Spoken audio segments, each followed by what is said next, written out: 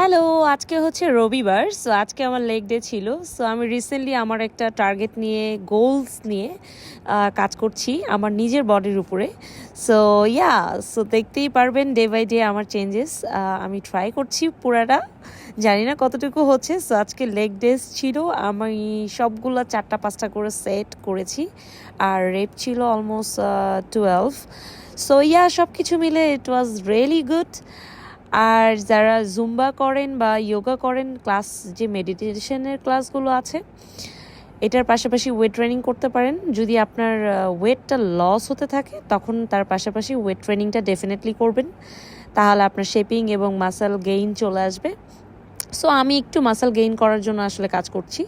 So let's see, watching my channel, আপনারাও বুঝতে পারবেন এটার কি কি চেঞ্জেস আসে।